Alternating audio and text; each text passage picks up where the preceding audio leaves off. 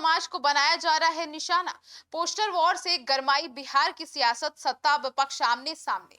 जी हाँ, नमस्कार, आप देख रहे हैं सिटी पोस्ट लाइव। मैं हूं सृष्टि राज। बिहार की राजनीति में एक बार फिर से जातीय समीकरण और सामाजिक पहचान का मुद्दा चर्चा के केंद्र में आ गया है।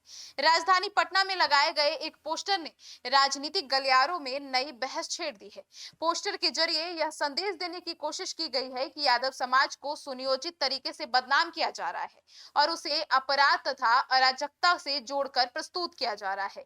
यह पोस्टर ऐसे समय में सामने आया है जब ज्ञान बिंदु कोचिंग संस्थान के संचालक रोशन आनंद की गिरफ्तारी को लेकर पहले से ही राजनीतिक और सामाजिक चर्चाएं चल रही थी। अब इस पूरे विवाद को जातीय पहचान और सामाजिक सम्मान के सवाल से जोड़कर भी देखा जा रहा है।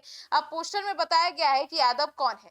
आपको बता दें कि पटना के वीरचंद पटेल पथ स्थित बीजेपी कार्यालय के सामने लगाए गए पोस्टर में यादव समाज के ऐतिहासिक, धार्मिक और सामाजिक योगदान को प्रमुखता से दर्शाया गया है।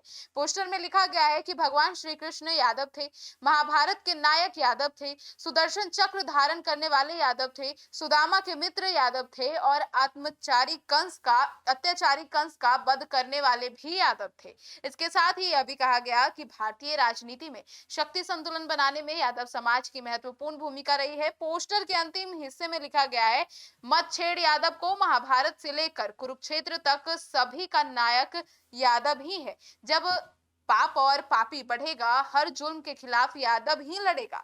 अब इसी संदेश ने राजनीतिक माहौल को और गर्मा दिया है।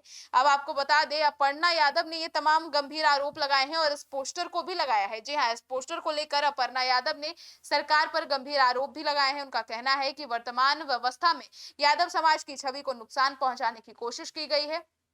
उन्होंने दावा किया है कि समाज के लोगों को चुन चुन कर निशाना बनाया जा रहा है और इससे एक गलत संदेश देने का प्रयास किया जा रहा है। अपर्णा यादव ने रोशन आनंद की गिरफ्तारी का जिक्र करते हुए सवाल उठाया कि क्या उनके खिलाफ हुई कार्रवाई पूरी तरह से तथ्यों और जांच के आधार पर भी है या नहीं। अब इसके पीछे कोई कारण भी हो सकता है। उन्होंने कहा कि किसी भी कार्रवाई का आधार कानून और सबूत होना चाहिए, ना कि किसी व्यक्ति की जातीय पहचान।